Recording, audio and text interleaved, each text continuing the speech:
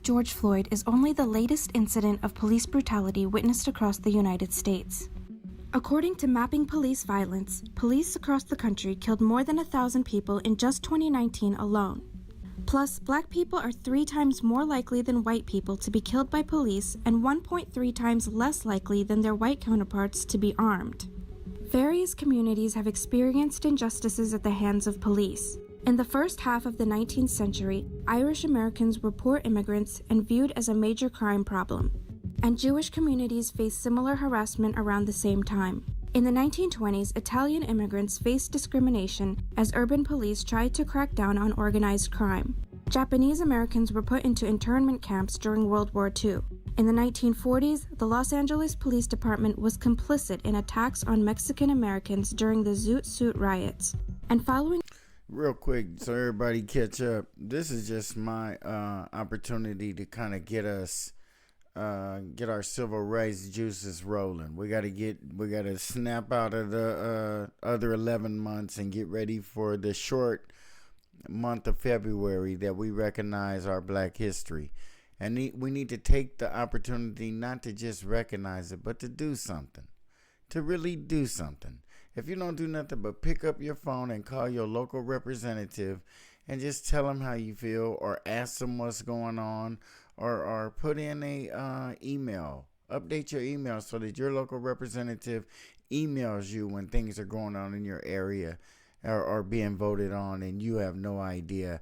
And then 2 or 3 years later, you're complaining about something that you just didn't know about. And they don't want you to know. But you can know, and they will tell you, but you have to ask, because it's this big old secret going on down there. But this is just to get us rolling, you guys, and get us moved. I saw this video the other day, and I really enjoyed it, and I want to share it with you guys, and we're going to discuss it as we go. But let's get on with it. It's a great video. the attacks of 9/11, Arab and Muslim Americans complained of police profiling, brutality, and surveillance. Not to mention the Native American population that to this day is forced to live on reservations. But African Americans remain the overwhelming majority of Oh, I'm sorry. She said to this day Native Indians are forced to live on. I thought they lived on reservations because it was their sovereign land, and I didn't think they were forced to live. Like, I thought if you were a Native American Indian, you could go and get an apartment in Long Beach if you wanted to, but that I don't know. That didn't sound right. Just had to check that. I be listening out of the ear that I can hear out of, but that didn't sound right. Y'all listen too. Victims of police violence and harassment in the United States. Mapping Police Violence states that last year alone, Black people were 24% of those killed, despite being only 13% of the entire population. The site also says the levels of violent crime by civilians do not determine the rates of police violence against them. You understand that, guys? A lot of times, they're so violent. No. You can be violent. Most white people kill white people.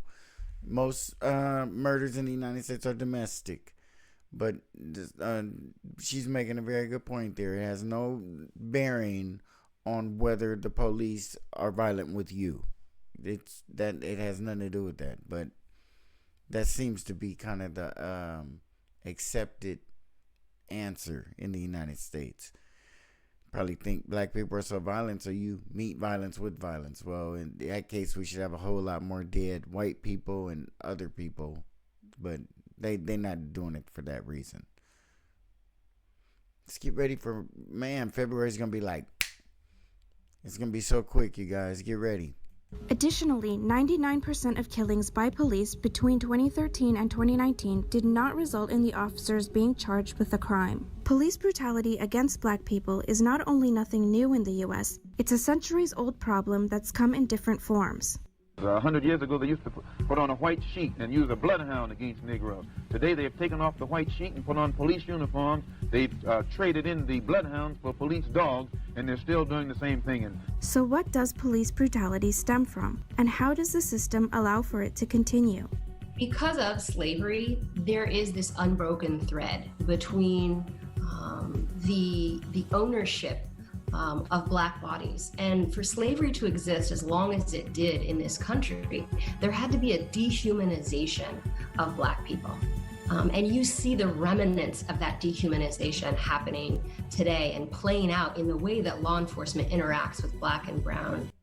And it's a dehumanization that never stopped. If you own a particular race of people, you owned them, and you release them physically from slavery, and you just think they just go from being your slaves one weekend to having no, and everybody knows that didn't happen, and that hasn't happened to this date. We still have a sitting president, as of today, Joe Biden, who does not look at Black people. And if you've ever really paid attention to him over his career and listened to him talk, he does not look at Black people the same way he looks at white people. And it's clear. And Trump as well. White men in this country just don't look at Black people the same. There are exceptions. There are white guys that they go back and forth and see at work every day, and they get personal relationships with them, and they view them differently. But the masses, it's not like that. And this Black History Month, we need to take control of it and do something with it, and stop having these Martin Luther King Day breakfasts to give awards and trophies and medals out to people who ain't doing anything for us, and recognize politicians who fly in and have their names spoken and waste our time and can't tell you one thing they've done. Individuals. The 13th Amendment to the U.S. Constitution abolished slavery in 1865, but hostility far from disappeared as Black people were freed. The early Joint Reconstruction Committee that looked at, examined what was going on in this nation in the wake of the Civil War, called for testimony of Union officials, of leadership, individuals that were in the South, and asked what was going on in the South, what was going on to the newly freed, formerly enslaved Black people. And the reports were that Black people were getting murdered with impunity. Were getting violated and assaulted, raped with impunity. And so the 14th Amendment, which was passed shortly after that Joint Reconstruction Committee, was passed in part to provide equal protection of the laws, redress to Black victims of crime. And here we are today with Black individuals whose lives are ended because of this stain of slavery. According to Leonard, of course. And in school, when we were learning things, and they were always teaching us about major passages of laws and amendments to the Constitution that help Black people, and I would always be thinking, like, it just seems so unrealistic to think that they could just pass a law and then, the sun come up the next day and it's like a whole new world for Black people to live in. It just seems like when these laws are passed, they're like more against us, and the laws that are of inclusion are just like kind of like out there as a law but not really enforced. So we never really feel it or have felt it, but because it's a law, we're supposed to just shut up because it's a law now. Shut up, we made the law, but it's not being enforced. Nobody's really paying attention to it, not even us. We need to snap out of it so other people will. We need other people to start paying attention to what is going on here with Black people. The trauma. You cannot be a Black man who grew up in the United States of America and participated in any institution of the United States government, being in one of their housing projects, one of their inner city ghettos that they built for us, a member of the military, a member of the United States prison system, or any of the state penitentiaries. It's any Black man who has participated in any of that. Or if you missed all of that and you just lived in just regular American society, then you too qualify for some kind of mental health, and somebody need to sit down and talk to you. And You need to be confident enough to be you. Most black men aren't. Most black people aren't. That's why it seems like we all just hoard together, and then we get pissed off. We ain't no monolith, because we not. Because when you get in a small group of black people, you start seeing those personalities come out. You start seeing the strength that's in them, and they say their voice and they say their piece when they feel comfortable. But when they're in environments that they don't feel comfortable, they just nod and go along. And that's why the Democratic Party has our support in the large numbers that it does. We're gonna stop that. We need to work on that real hard, you guys. Back away from the Democrats. Back away. Moore, an American history professor at the University of Texas. A key factor explaining the predominance of African Americans among victims of police brutality is anti-black racism among members of mostly white police departments.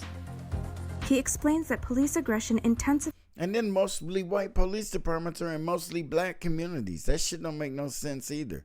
I mean, why do they get them good ass jobs just to beat people up and do things that they enjoy doing and never being convicted of it?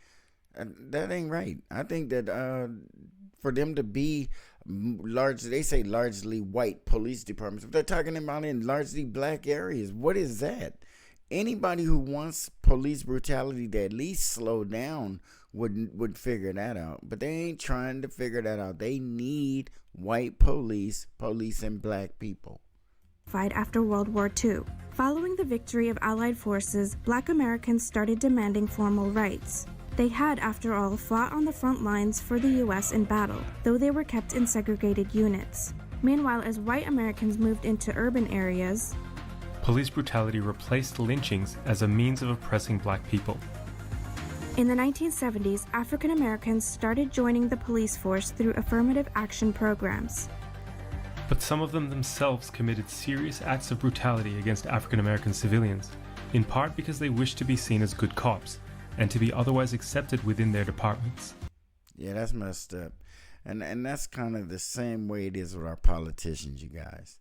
You want to be a police, you want to be a good police, you got to be bad and mean and dirty and do messed up things to black people in front of your white counterparts. Or you got to at least let them know you got their back even when they do bullshit they shouldn't be doing. And then it's more of a brotherhood between you and them than you and the community and the people you're out there to police. And that's a problem. I don't know why we roll with it. I don't know why our black police officers do that. I don't know why our black politicians do that. It don't help us. But they do.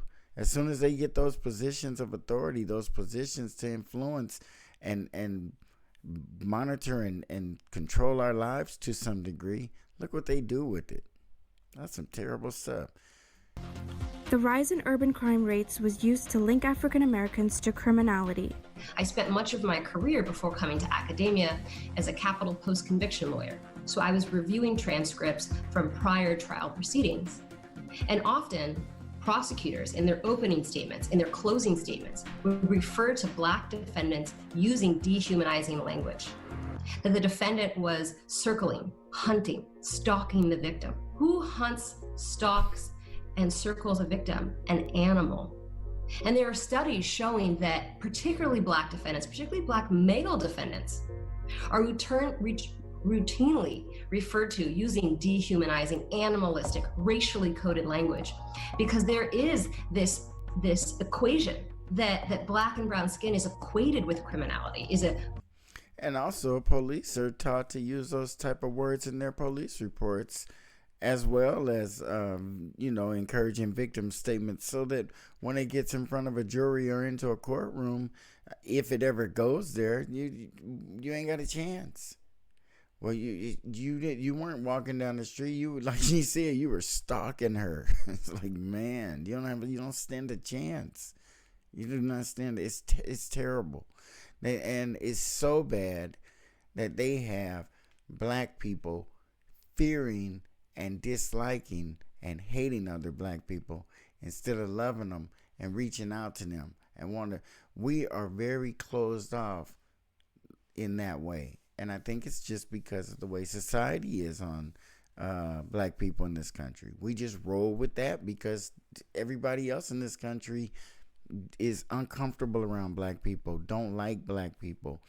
And when they do, it's at their own convenience and when it works for them. But just generally to have black people randomly in and out of your life, most people don't want that. They want a certain type of black person, and you know, it's not very much different than what we were dealing with in slavery. It's like only because we were needed for a certain thing, and it's kind of that way now. It feels, because if you don't have any value, you could end up in the prison system real quick. You could end up in the prison system real quick. You could end up undereducated. You could end up homeless. You could end up a whole lot of bad things, and it's just because you have no value to them. So that's why black people try hard to have value. Sometimes it means telling on other black people. Sometimes it means fighting against their own self, just to prove value, because value is in the United States means survival, and it's so unfortunate. Can you imagine that Martin Luther King and Malcolm X both could be alive if they had led the group, the masses of people who were following them in the direction that the government wanted them to, and told the people what the United States government wanted them to say, like our politicians do now. And Martin Luther King was not a politician, and neither was Malcolm X. They were true, what you would consider a black leader. And what Al Sharpton and Jesse Jackson would like to aspire to be. But the only thing that he lacks that they have was integrity. And if you have integrity, that's it. You can't be sold out. You can't be on the take. And you can't, without Trump, you can't help your people. If you can't help them. Equated with dangerousness. From the 1960s onwards, police brutality began sparking race riots across the United States. The Harlem Riot broke out in 1964 after the killing of a black teenager by police. Then there were the Watt riots of 1965 and the Detroit riot of 1967. The killing of an unarmed African American caused riots in 1980 in the Liberty City section of Miami. And the police beating of Rodney King, followed by the acquittal of the officers involved, triggered the Los Angeles race riots of 1992. In 2014, demonstrations spanned the country after the police killings of Eric Garner in New York and teenager Michael Brown in Ferguson, Missouri, both of which were followed by decisions not to indict the officers involved. And the National Guard was deployed to Ferguson to quell the riots there. The Black Lives Matter movement, which was founded the year before, started to increase its visibility. Peaceful demonstrations and riots followed the death of Freddie Gray in police custody in Baltimore in 2015, which brings us to the current murder of George Floyd in Minneapolis. And of course, this isn't current, but it's, a nice documentary, and there's been many, many more murders from police on black citizens since this. It doesn't make any sense for us to have to live like this. Honestly, you think we'd still be mad about Rodney King? You think that Rodney King should still be in the forefront? The things that the police were doing and have done to us over the decades, and it's like we get over it too quick and too easily, and that's trauma. That's just because we've been conditioned to deal with that kind of trauma, and just keep moving forward, and it just can't be normal, and it just can't be natural, and we need to address it. It needs to be addressed. We need to incorporate a part of our short little month into mental health and helping the trauma. You can't have these black men locked up in these situations that humans are not supposed to be in, and then release them and just expect them to flourish, and you didn't do anything to prevent them from going to prison in the first place. So we know you're not going to do anything to after they become adults and have a prison record and reasons for you to discriminate and hate them, legal reasons. Then you can put them in that cycle that they never recover from, which has resulted in the deployment of the National Guard to major cities across the United States and sparked worldwide demonstrations. There remain countless similar incidents that have escaped widespread media and public attention. I worked with the Ottawa Police Service for over 30 years. I had a Fulbright visiting researcher fellowship at the University at Albany, just outside of New York City. My first impression of spending time there was race is a much bigger topic of conversation in American society than Canadian, much more profound.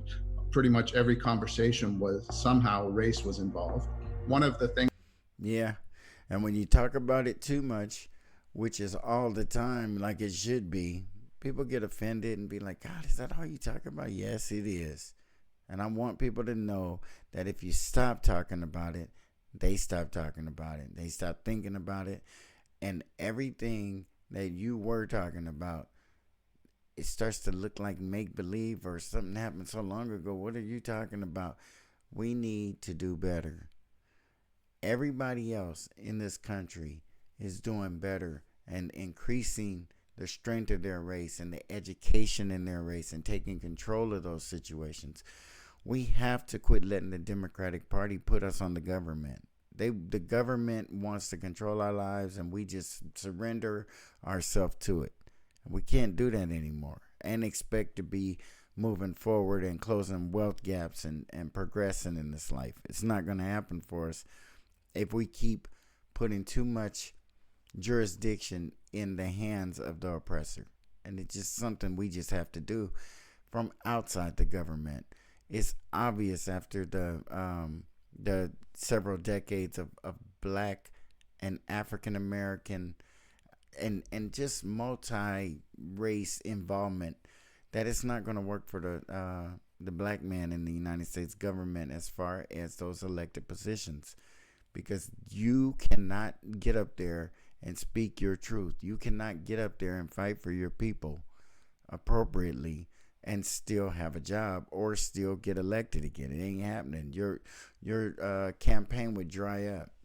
That's hanging on the walls of almost every briefing room is a giant poster that has the pictures of known gang members on it. At the Buffalo Police, at one of the districts, there was a giant poster. There was probably 100 pictures on the poster with people's names on them. There wasn't one white-skinned person on the whole poster.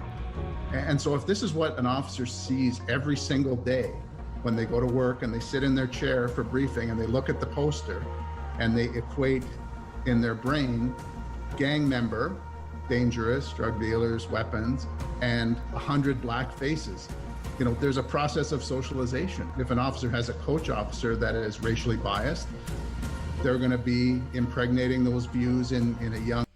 In some cases, the kid is tainted when he come there. He's becoming a police officer, and he know what's going on, and he feel like his job is to arrest Black people and other minorities to clean up the streets of America or whatever. But can you imagine being a foreigner coming to this country and some of the stereotypes and the negative and the facts? The prison numbers. Look at the prison numbers. You would think that the bad people are in prison, and you look at how many Black people are in prison. You would get feel like a certain kind of way about Black people. I totally get it, and you treat them different, but they don't treat them so different that they won't open their stores up in the Black people's communities.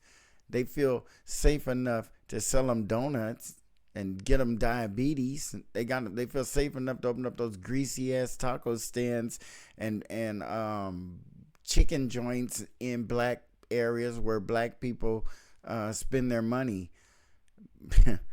But I tell you, they scared of them though. But when they come to handing that money over to them, they get over that fear. Impressionable officer, and that's how I think, unfortunately, these things develop in policing. This type of bias often goes on to spread among society at large. Muhammad Light experienced such profiling just last week after a LinkedIn post went viral by a man named Gene Smith, who said that Light and his fellow Black Harvard Law School classmates posing for a class of 2021 photo looked like gang members. Light's comment on the post also went viral. And I said, I think it's appropriate that we hold him accountable for his disgusting comments. I then said, would love it if people can tag, share, and report.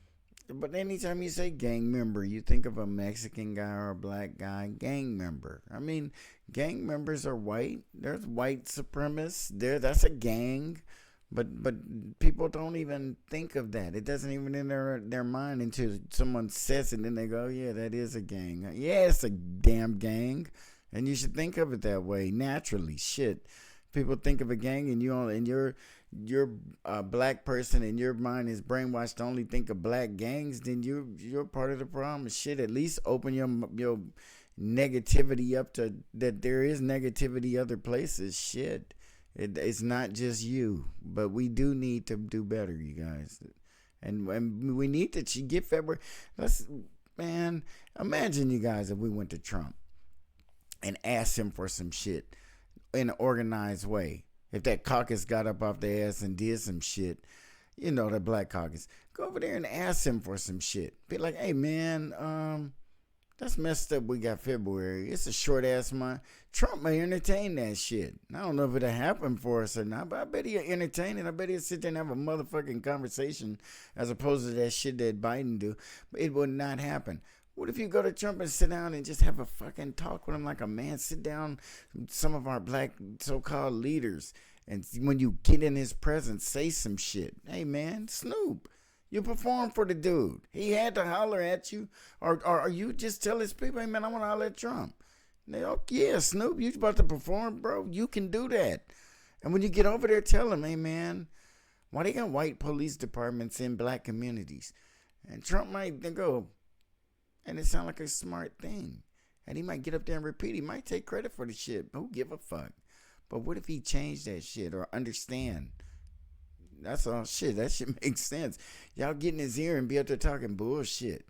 Hey, you want to say I'm putting an album out this year? You want to say something on it or something? Nah, man. You have an opportunity to sway him and see if he's swayable. Biden wasn't. The Democrats have a plan for us, and that's it. The Republicans don't. Let's give them one. Post. And the idea behind that was that we want this cataloged. We want, anytime you pull up on the internet his name, you see this incident. Unlike black people who for all their lives are usually punished by a criminal record, they can't get over it. Their mugshot is always on Facebook when you pull them up, etc.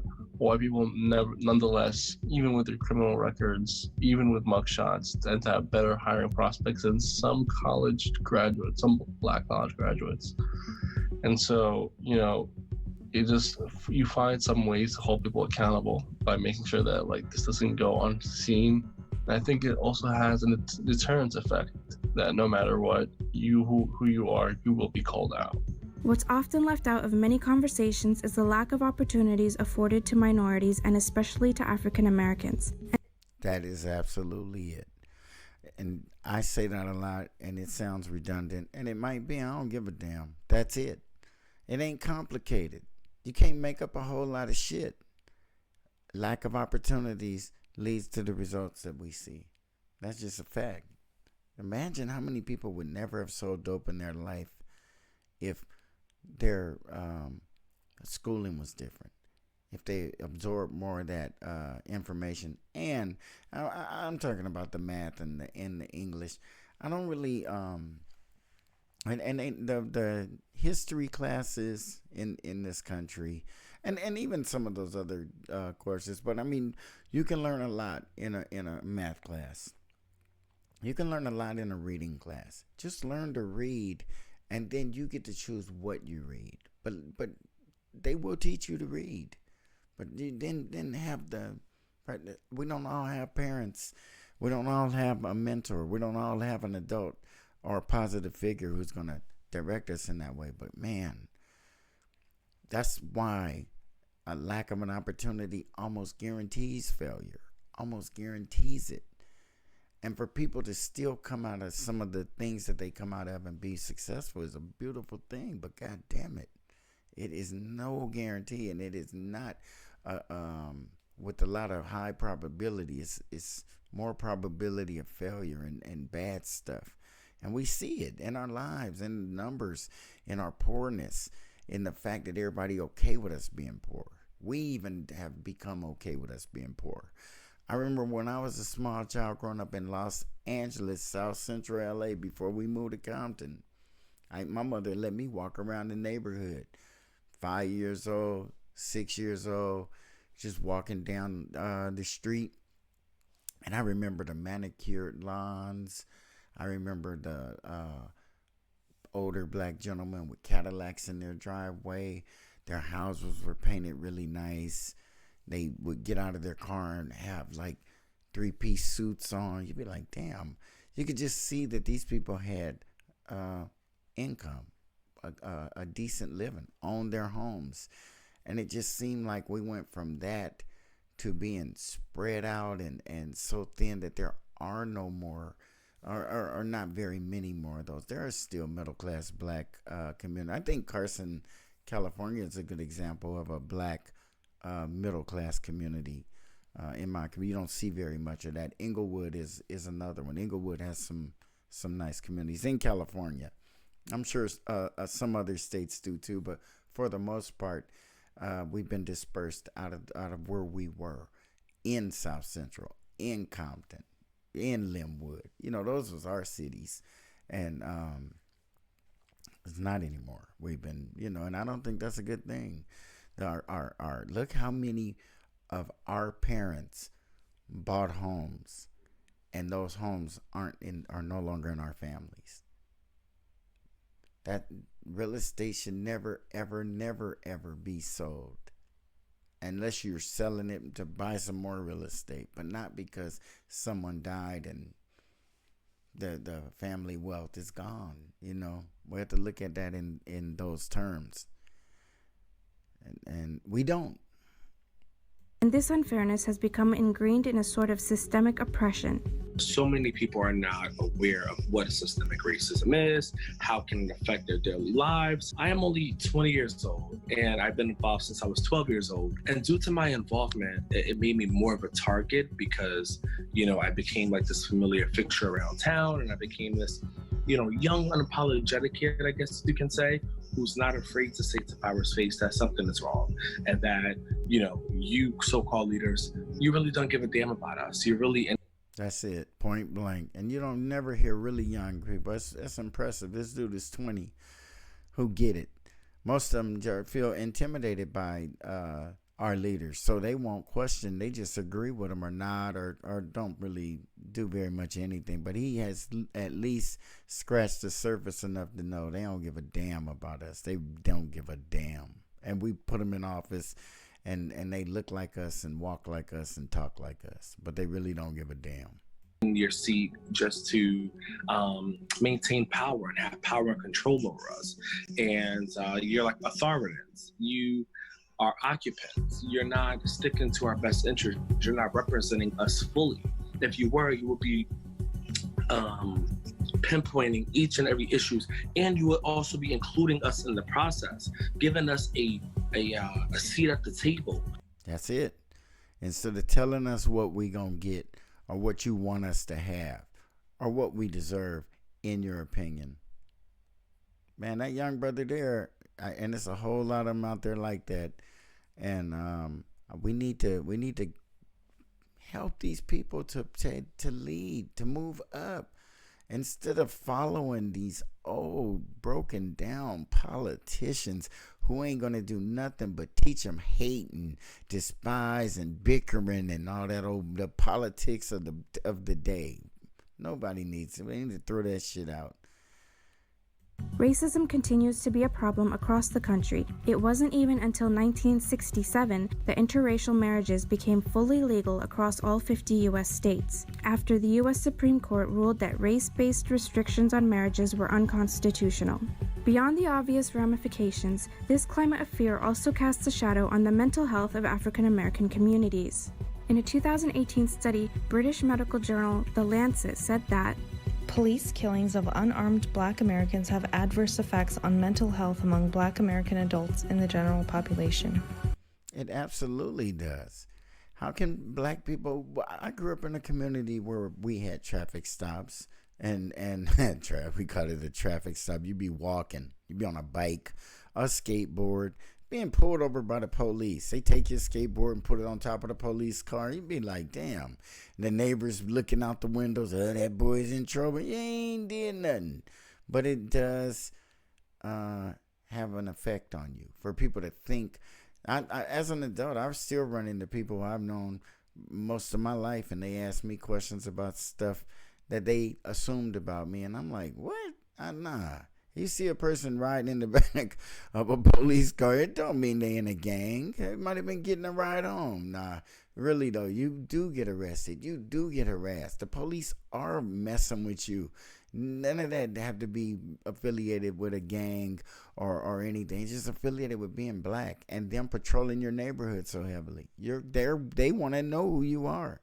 They want to know if you're a black popcorn is a good kid or if he ain't.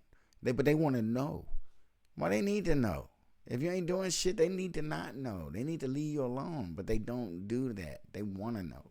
They want to know who is that. I see him a lot around here. Who is he? What's he doing? So what can Americans do to end systemic racism in their country?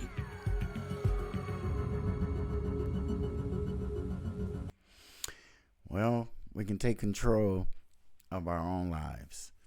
We can get it. You can test the waters. Black people will really turn around if somebody sat down in front of Trump and said, "Hey, man, why don't you give us another month? Why don't you give us March?" Shit, is it taken? Because I know everybody else, the Latinos, but the Latinos, I think they got 2 months, September and I think May, because they got a weekend. They turn that shit into a whole month. So they got. We need to do something like that. I don't know. It's just, man, you guys, when you think of civil rights, when you think of the movement, when you think of how the civil rights were structured, think about how unions took that and just copied it, and every other organization that came afterward. That civil rights movement was effective, and everybody copied it. And seems to be right now the LGBTQ, everybody. And it seems like they're benefiting from it more than we did, more than we ever did. And I ain't hating. I'm just saying we need to get back on our game. We let the LGBT prevail. Let them elevate whatever they want to do. I'm not anti-LGBT, so you won't hear me out there marching against you. But I am not pro-LGBT, so I won't march out there for you either. I'm pro-black. That's what I do. And that's what I feel for. And that's where I feel like our energy need to be directed. Because and nobody else's is. Everybody got a plan for us. And we don't even have a plan for ourselves. We need to get one. And straighten these things out. And for everybody who, been hearing about what's going on in California with the fires, it's real. It's terrible. And it's like living in hell. Even if you're not in a fire zone, you are affected by the fires. Everybody is. So let's pray for the people and that they pull through and have some positive outcomes. It's a long road ahead of a lot of them. They haven't even gotten done fighting fires and pulling people out of the areas that have stopped. So it's going to be quite a process. I haven't done a video on the fires. It's a tough one there with Gavin Newsom and Bass. I hate them both, and I always did. And I feel I would be a little too biased. I would like to give the people's property and homes and lives that were ruined, the opportunity to shine, and I would overshadow that going off on Newsom and Bass. So once I calm my little self down, I'll be able to do it. But right now, shit, no. Hell no. That ain't happening.